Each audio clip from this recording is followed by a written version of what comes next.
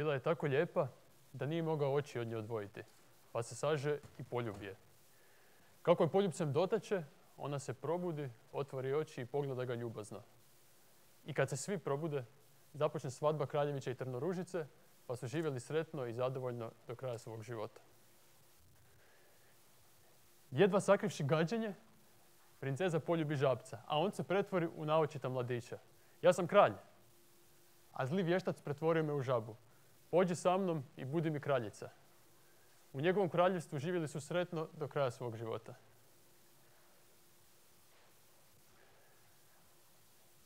Mladić se kasnije vjenčao s onim ubogim i milim djevojčetom što im bijaše prva dovela domaće u kuću. Još i sad sretno žive svi zajedno, pak im Malik Tintilinić u zimnje večeri rado dohodi. Danas ću pričati ova priča će biti započet će negdje pred kraj bajki, a probat ćemo doći s njom tamo gdje se malo rijeđe ide nakon happy enda. Što se događa nakon happy enda? Vratit ćemo se još na bajke, ali predlažem da krenemo skroz od samog početka. Dakle, prije mjesec dana kad sam ja prvi puta čuo za TEDx u Rijeci, prvo svidjela mi se ideja, drugo tema mi se dopala. Na prvi pogled mi se tema dopala, na drugi pogled mi se jako dopala, a na treći pogled sam se skroz prepoznao u njoj. Naime, ja sam ovdje predstavnik većine. Ja sam od onih koji samo sanjare i nikad ništa ne naprave. S obzirom da sam to čuo za temu 1.11., sad je 1.12., znači točno mjesec dana, i pitao sam se šta bi mogao tu napraviti, da sam sebi ispitam koje je razlike između ideja koje se ostvaruju, koje se ne ostvaruju i što to meni čini razliku da neke ideje ostvarim, a neke ne. Pa sam razmišljajući tome napravio si neku grafički prikaz ideja koje sam ostvario i koje nisam ostvario. Crvene su ove koje nisam ostvario. Detaljnije. Znači prvo palo mi na pamet, trebao bi napraviti svoju tamburu. Što sam napravio? Kupio 2 knjige o tome kako raditi tambure i gitare, ali nisam kupio Ljeto i Blanjalicu i vjerojatno ih ne bi ni prepoznao da ih vidim negdje. Tako da i dalje ne sviram na svojoj tamburi. Onda zatim u jednom trenutku bi bilo jako zabavno naučiti češki jezik. Danas imam ovoliko knjiga, imam još neke više koje nisam uspio naći, ali nijednu nisam pročitao. Ova mi je posebno draga. To sam našao krajem prošle godine, pred Novu godinu. I super je koncept, znači 365 papirnatih aviona za 365 dana u godini. I dakle i upute su naravno za složiti. I svaki dan čovjek može složiti jedan avion. U toj priči bi ja danas, to je 31.12. imao 365 papirnatih aviona. Stvarno bi bilo super. A ovo je zadnji kojeg sam složio. Složio sam ga negdje u svibnju, obratite pažnju na datum. Znači, ako neko želi slagati avione, molim vas javite mi se poslije, imam ih još puno. Možda se na prvi pogled čini da su sve te neostvarene ideje neke male, sitne, ali to je samo zato što ih je lakše objasniti. Bilo je i većih ideja, naravno. Ovo je bilo jedan koji se dosta preklapa sa mojom strukom, radi se o jednom projektu iz umjetne inteligencije, a cilj je bio napraviti sustav koji bi mogao pročitati zakon, na primjer na engleskom ili hrvatskom, napraviti matematički model njega i onda na upite odgovarati je li neka akcija dozvoljena ili nedozvoljena. Možda sa zakonom je malo komplicirano, ali puno jednostavniji primjer pravila neke društvene igre. Dakle, stroj pročita pravila i onda usred igre ako dođe do dvojbe je li neki potez dozvoljen ili nedozvoljen, pitanje se postavi stroju ponovo prirodnim hrvatskim ili engleskim jezikom i stroj da odgovor. Nisam ni to napravio i zato i danas bude svađa kad igramo društvene igre kod mene. Sad, bilo je stvarno stvari koje jesam napravio. Prvi ovaj Makako, on isto ima veze sa mojom strukom, to je bio portal koji je za vrijeme trajanja jedne izborne kampanje skupljao članke sa ostalih portala o kandidatima i metodama strojnog učenja klasificirao ih kao pozitivne, neutralne ili negativne. Tako da smo na kraju svega imali točnu statistiku o tome kako je koji portal tretirao kojeg kandidata. To je bilo dosta zanimljiva stvar.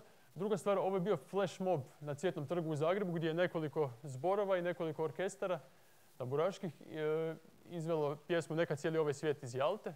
To je bila dosta zanimljiva stvar. I ovo tu je Leaf, Velabit. To je nakit za žene, iako ga nosim i ja, nije čak loš ni za dečke. Nakit za žene koji na prvi pogled je samo nakit, ali zapravo prati aktivnost tijekom dana, prati spavanje, mogu se neke vježbe disanja raditi pomoću njega i onda na mobilnu aplikaciju to sve prezentira. To nije moja originalna ideja, ali sam sudjelovao u provođenju toga iz ideje do stvarnosti, pa onda to isto brojim kao nešto što je bilo uspjelo. E sad, osnovno je pitanje zašto? Ponovno, zašto neke ideje se ostvaruju, neke se ne ostvaruju? Ili prije toga, zašto je ideja lako smišljati, zašto je lako sanjariti, zašto je tako teško ostvarivati? Čini mi se da je to zato što sanjarenje, ono je zaista kao bajka. Nije jednostavno.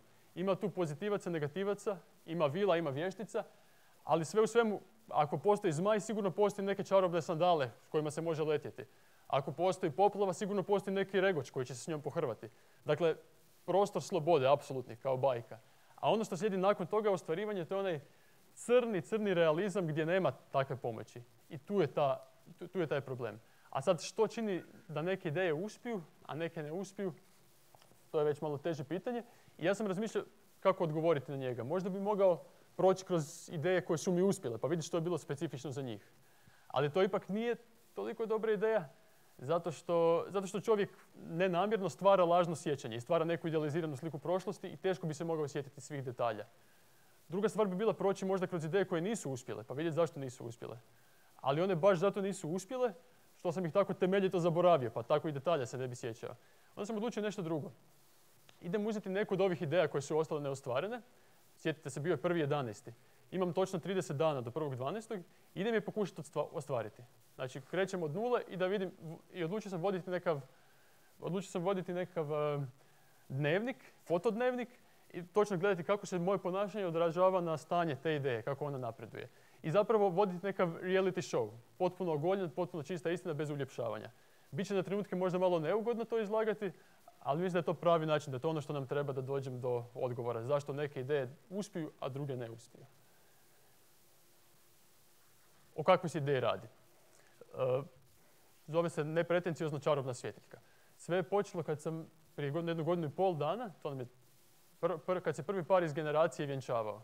I meni je palo dan prije na pamet, moram razmišljati šta bi im poklonio za svadbu. I na kraju sam se naravno odlučio za tradicionalni hrvatski poklon, kuverta sa novcima, ali nisam bio prezadovoljan jer nije baš romantičan. Htio sam još nešto. I onda sam rekao, ok, napravit ću svjetiljku koja se aktivira na poljubac, koja se upali na poljubac. Super, rečeno, neučinjeno, naravno bio samo jedan dan, ali nisam se bojao zato što sam znao, to je sad generacijska stvar posla, da će biti još 3-4 svadbe u idućih godinu dana. I bile su te 3-4 svadbe i 3-4 puta nisam napravio ništa. Sad, tu dolazi još jedna stvar. Meni se to činilo kao dobra, simpatična dosjetka, ali moja djevojka, koja je inače socijalna radnica, mi je dala ideju kako bi od toga mogla napraviti nešto sa jačim smislom, nešto sa dubljim značenjem. Ona je socijalna radnica i ona se najviše bavi partnerskim odnosima. Dakle, baš ono, što se dogodilo nakon happy enda. Kako se veza razvija nakon happy enda. I uglavnom, ono što sam saznao od nje da je tu ključna stvar nekakva izmjena rutine i nerutine. Rutina sama po sebi nije loša. Ona je dobra, ona daje stabilnost, mirnoću. Ali ako ostane samo rutina, onda daje i dosadu. Znači, treba napraviti neku izmjenu rutine i nerutine, ali kako to napraviti nije baš jasno, zato što čovjek se mora ponašati malo šizofreno. Prvo rutinu, a onda nerutinu. A doći ćemo i do toga. Zato sad predlažem da napravimo jednu pauzu, prije nego što dođemo kako to riješiti. Napravimo jednu pauzu, to je jedan odmor, jednu igru. Igrat ćemo igru tako da ćemo brojati do 20. Svaki red će brojati jedan broj. Može? Ok, s tim da svaki put kad dođe broj koji je djeljiv sa 3, umjesto broja 3 ćete reći možemo probati, molim vas.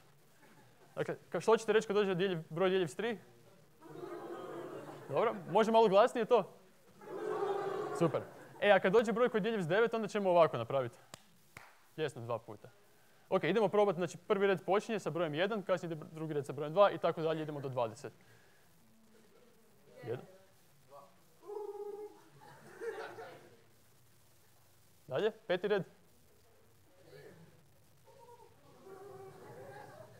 7. Ljudi, di ste, 7. red mi fali. 9. red. Ne, 9. red. Ajmo 10. Ne, djeljivo je s 3. Dobro. Brojat ćemo do 12. Ok, lijepo ste igrali igru, ali Sad kad malo razmislite šta smo mi tu zapravo radili, ja sam došao ovdje na pozornicu, snimaju me kamere, obukao sam košulju, obrijao sam se, uredio sam se i onda sam govorio što je zapravo prilično budalasto ponašanje. Ali ja sam se, mislim i vi ste tako. Ali ja se tako imam pravo ponašati jer sam unutar igre. Igra mi daje pravo na to. Ta moć igre, igra je zapravo jedina stvar, jedna od rijetkih stvari koja čovjeku daje pravo da promijeni skroz svoju ulogu. Moja uloga je ovdje svečana, ozbiljna, a ja mogu vikat igra mi daje pravo za to. To je recimo poznati primjer toga je Stanfordski eksperiment. Ako ste čitali što je Philip Zimbardo radio, gdje je studente podijelio u dvije skupine, zatvorenici i čuvari zatvora, i nije prošlo niti jedan dana. Situacija je potpuno izmakla kontroli jer su čuvari maltretirali zatvorenike, iako jedino što je njih dijelo bila su pravila igre. Dakle, iskoristiti ta pravila igre da bi napravili da bi postigli ono što želimo. Na koji način? Tako da sad po novom svjetiljka, nakon poljupca, ona se pali i započinje igra. Kako započinje igra? Tako da u tom trenutku i on i ona dobiju poruku, a te poruke bi bile nekakve komplementarne poruke koje ih uvode, svako dobije svoja pravila igre, oni ne znaju za tužu poruku i prema toj poruci se ponašaju dalje kroz igru. Naprimjer, ovakve neke poruke, ali mogu biti različite. I osim toga, svjetiljka se lagano gasi. Svjetiljka se lagano gasi, kad se upali, ona kroz tjedan ili dva lagano gasne. I na taj način ona funkcionira kao notifikacija. Zapravo, notifikacija je jako kriva riječ, kao obrnuta notifikacija. Dakle, za razliku od notifikacije koja lagano privuče pažnju i zahtijeva pažnju, svjetiljka je nenametljiva. Ona stoji normalno u domu, gasne i time što gasne daje do znanja kad je zadnji put bila igrana igra. Nakon 2 tjedna ona skroz izgubi sjaj i tako čovjeku daje do znanja, ok, već je ta rutina prevladala, vrijeme je za novu igru. Krenimo sa dnevnikom. Dakle, kako sam ja to ostvarivao? Ovo je graf moje aktivnosti u prvih 14 dana. Dakle, to nije greška, ja stvarno nisam radio ništa, apsolutno ništa oko toga. Ali dobro, za to vrijeme je zato moj društveni život cvjetao. Primijetite da ništa od ovih aktivnosti nije neka bezvezna aktivnost, nešto što bi čovjek trebao preskočiti. Sve su to lijepe stvari, sve to treba raditi, ali za konkretan uspjeh ovog projekta oni pridonose 0. Sad sam već shvatio da je vrag odnio šalu i odlučio moram početi nešto raditi. Naravno, s obzirom da moj background, ja sam matematičar, ja znam programirati, ali ne znam ništa o elektronici, baš ništa, nikad nikakve praktične stvari nisam radio, o dizajnu isto znam slabo. I onda prva stvar koju čovjek poželi napraviti je naučiti nešto o tome o čemu ne znam. Ja sam uzeo kurs na Courseri koji se bavio elektronikom. Iako se čini da je to nekav posao, to je zapravo bilo samo zavoravanje. Kurs je bio prelagan, govorio više o programiranju, o čemu znam, nego o elektronici. I ja sam 3 dana potrošio na to. Koliko je bio naporan, vidite po tome što sam ga mogao gledati i usput kuhati nešto. Znači, nisam naučio ništa od toga. Ok, vrijeme za pravi početak je bilo kad sam nabavio prvu opremu, prve otpornike, kondenzatore, sve te stvari koje zapravo nisam ni znao šta točno rade. Prisjećao sam se fizike iz srednje škole, kako točno bi to trebalo funkcionirati. A nalazio sam na puno neugodnih iznenađenja. Recimo, niko mi nije rekao da u elektronici nije samo 1-0, nego postoji nešto između. Znači, potpuni šok za mene. Nakon nekoliko dana rada s tim, dobio sam prvi prototip koji je radio. Problem je samo bio što ja nisam znao zašto radi. Sad, nakon 2 sata još kopanja po internetu sam shvatio zašto radi, a nakon dodatna 2 sata sam skužio da zapravo ne radi.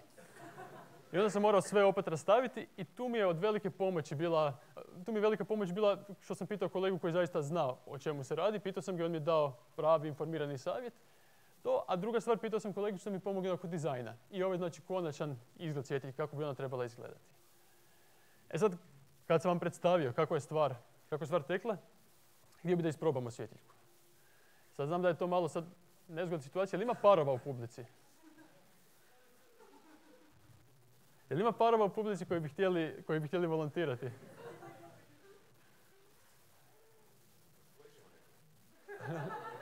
Ajde ljudi, ja tu vama prezentiram 30 dana svoje sramote, a... Ajmo jedan par. Imamo par. Evo, daću vam 2 sekunde još da razmislite.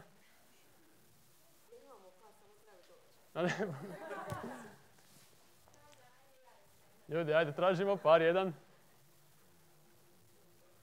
Evo ga, pljesak molim jedan. To je to. Bravo. Ovo je bilo gusto. Našli smo, ne treba. Pok. Ivan. Ivan. Pljesak za Saru i Petra, molim vas. Dođite sa mnom.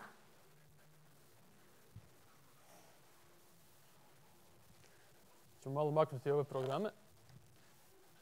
Znači, svjetiljka izgleda ovako, ali samo privremeno izgleda ovako.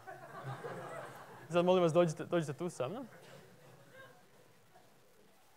Evo ovako. Znači, šta je stvar? Tebe, Sara, molim da primiš ovaj dio i stisni ga zapravo ozbiljno. A ti, Petre, molim te ovaj dio. Isto baš ti... molim vas malo ako možete prigušiti svjetlo. Na pozornici. Samo lagano prigušiti. Dobro, sad čekaj, nema ljubljenja. Evo, prigušilo svjetlo, super. Primi to baš punom rukom da ne bi bilo. I molim vas, poljubac jedan. Bravo! Evo, možete pustiti.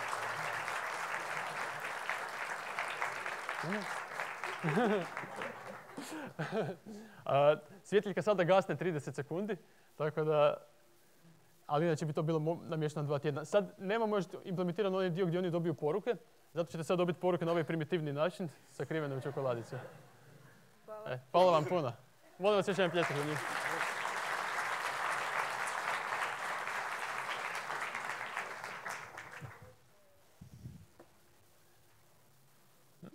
Krivu stranu otišao. Sad moram neki zaključak ponuditi. Prvo, je li ovaj projekt na kraju bio uspjeh ili neuspjeh? Ja bih rekao poluuspjeh. Uspješan je zato što sam se pokrenuo s mjesta. Onih 14 dana nije prevladalo i nije ostalo ništa. Poluuspjeh zato što nije doveden do kraja, ali bit će. Šta sam zaključio? Šta može dovesti do uspjeha, do tog uspješnog dijela? Prvo, projekt mora biti najvažnija stvar u životu. Apsolutno najvažnija stvar. Kako to napraviti nije baš jasno, ali recimo meni je pomoglo to što sam imao rok. I svaki put kad sam vidio, ok, prošlo 14 dana, prošlo 15 dana, još jako malo je ostalo do ove prezentacije gdje moram nešto pokazati. To mi je pomoglo. I druga stvar koju moram biti svjestan da nešto će patiti. Dakle, neka od mojih drugih aktivnosti, druženja, utakmica, ovoga, onoga, nešto mora izostati. I toga treba biti svjestan na početku i odmah biti spreman na to. Jer moj početak je zapravo bio, ok, idem krenuti pa negdje ću već naći vremena. To u principu nije tako, nego treba odmah znati gdje naći vremena. Druga stvar, treba zaprljati ruke. Znači uzeti onu elektroniku, ono što nisam znao i mučiti se s tim. Pa do nečeg doći kroz tu patnju. I treća stvar, treba tražiti pomoć od ljudi koji znaju. Jer da nisam tražio pomoć od ljudi koji znaju, ja bi danas imao prljave ruke i ne bi imao svjetiljku. Tako da treba i to tražiti. I konačno, sanjarenje je dobro. To što sam se ja žalio što ne ostvarujem stvari, ok, to je loše, ali treba i uživati u sanjarenju. Ko gušta, ne treba se opterećivati da se svaki san mora ostvariti. Ali treba biti sam svjestan toga i sam kontrolirati što ostaviti kao samo san, a što krenuti realizirati. I sad za kraj još nakon zaključka, jedna stvar.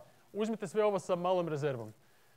Zašto? Zato što ja sam sada, sa ovim što sam napravio sa svjetiljkom, tek malo zagrebao u prvih 10-ak stranica tog realizma koji je krenuo nakon bajke. A ko zna koji će se još likovi ubaciti, koji još zapleti se događaju. Dakle, prošle studeni, prošle 30 dana, ja sam ovih 30 dana radio nešto, sada je 1.12. do 31.12. je točno 30 dana. Ako neko od vas, hoćete li vi to raditi? Ako hoćete, javite mi, baš bi volio pratiti i vaš reality show. Hvala.